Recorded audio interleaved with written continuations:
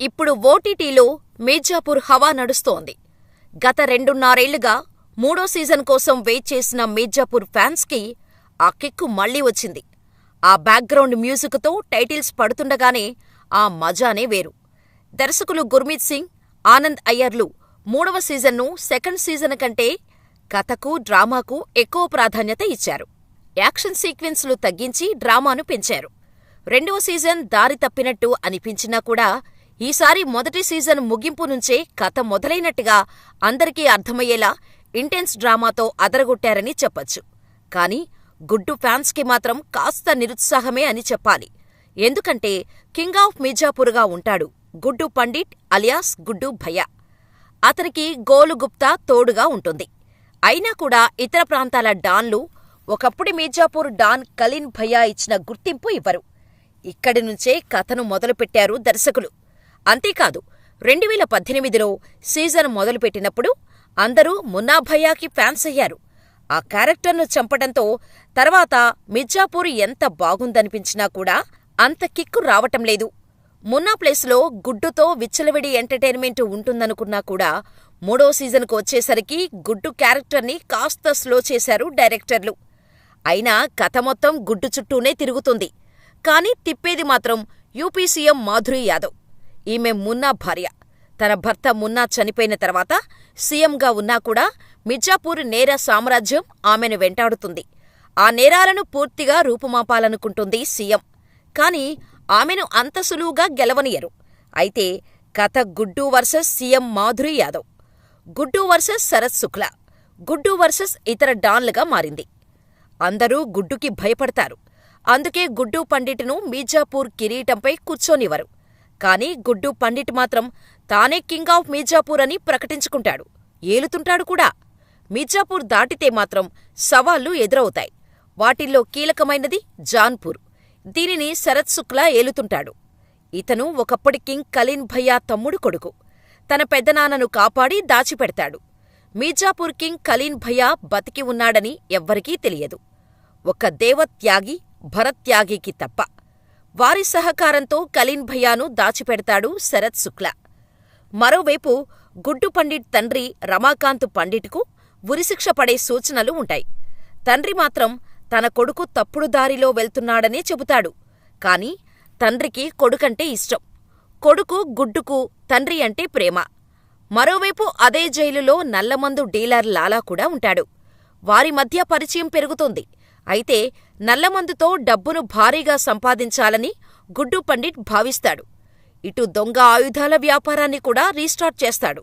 అయితే నల్లమందు సప్లై కోసం నేపాల్ వెళ్తాడు గుడ్డు పండిట్. అతనితో పాటు లాలా కూతురు షబ్నం లాలా కూడా వెళ్తుంది. అక్కడే గుడ్డు పండిట్, షబ్నంలో నేపాల్లో శృంగారంలో మునిగి తేలుతుంటారు.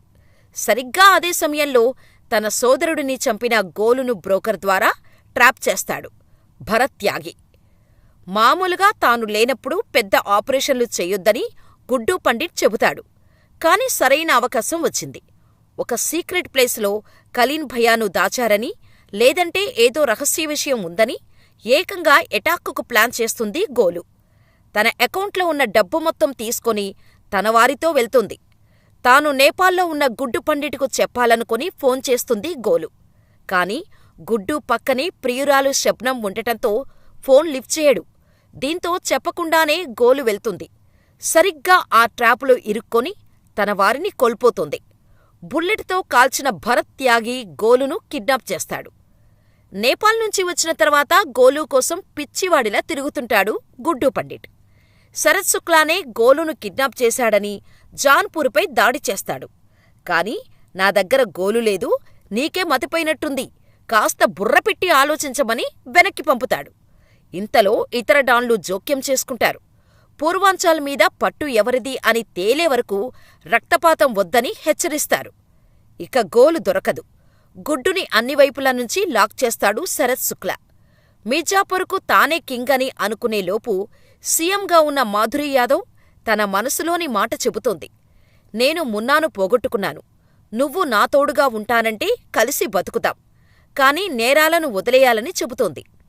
నీకు నేను కావాలా, మీర్జాపూర్ కావాలో తెలుసుకోమంటే నువ్వే కావాలంటాడు.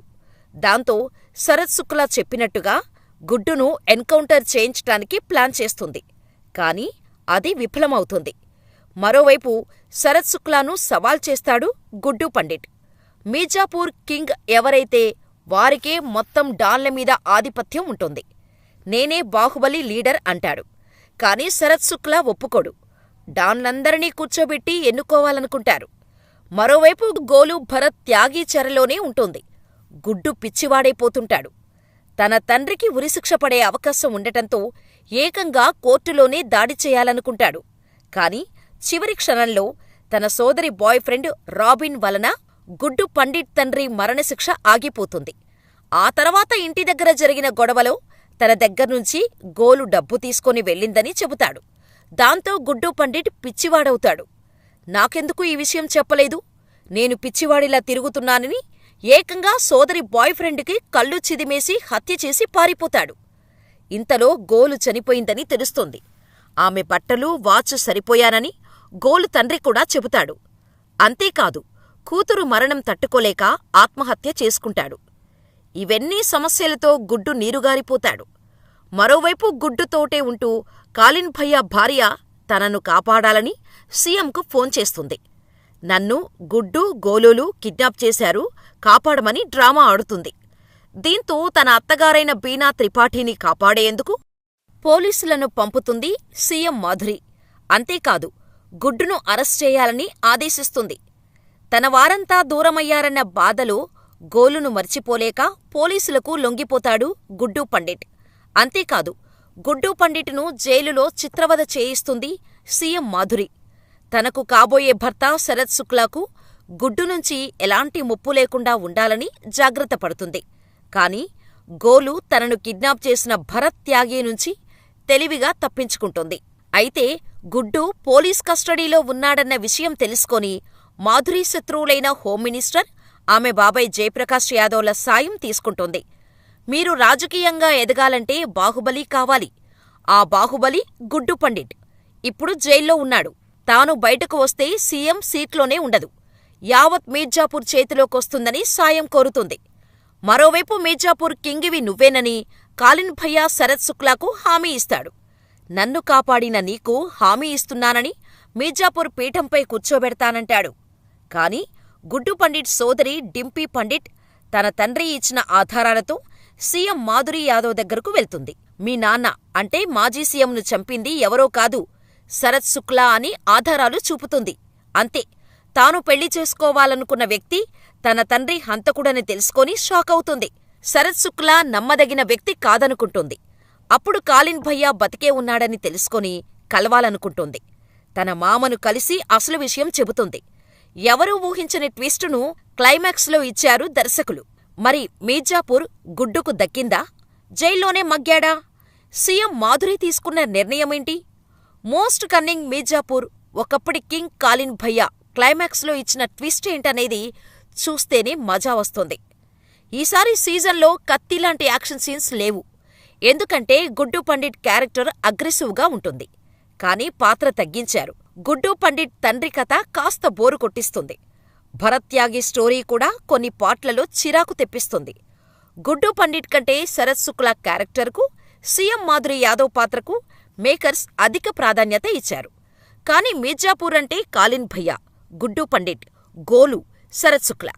రక్తపాతమని చెప్పినా కూడా ఊహించినంత లేదు. కాని మీర్జాపూర్ డ్రామా కథ మాత్రం ఆసక్తికరంగా సాగుతుంది. ప్రతి పాత్ర అటూ ఇటూ తిరిగి గుడ్డు దగ్గరకే చేరుకుంటుంది. కాని మనం 4వ సీజన్లో మాత్రం ఓ ఖతర్నాక్ ట్విస్ట్ చూడబోతున్నామనే కామెంట్స్ మొదలయ్యాయి. ఈసారి డైరెక్టుగా కాలిన్ భయ్యా వర్సెస్ గుడ్డు పండిట్ మళ్లీ మీర్జాపూర్ కోసం ఫైట్ చేస్తారు. హింసను వదిలేసిన కాలిన్ భయ్యా వాస్తవానికి గుడ్డు పండిట్ను కలిసి గొడవలు వద్దని చెప్పాలనుకుంటాడు. అప్పటికే గుడ్డు పారిపోతాడు. దీంతో కథ మళ్లీ మొదటికి వస్తుంది. అంటే మీర్జాపూర్ కింగ్ ప్రస్తుతానికి గుడ్డునే. మరి కాలిన్ భయ్యా ఏం చేస్తాడు? తన కోడలుతో చేతులు కలిపి మీర్జాపూరును ఏలుతాడా లేదా అనేది తర్వాత సీజన్లో తేలనుంది. ఎందుకంటే అందరూ డాన్లు చనిపోయారు. మిగిలింది కాలిన్ భయ్యా, గుడ్డు పండిట్ మాత్రమే. మరి మెక్సికోను ఏలేదెవరు? అదేనండి, మీర్జాపూరును ఏలేదెవరు?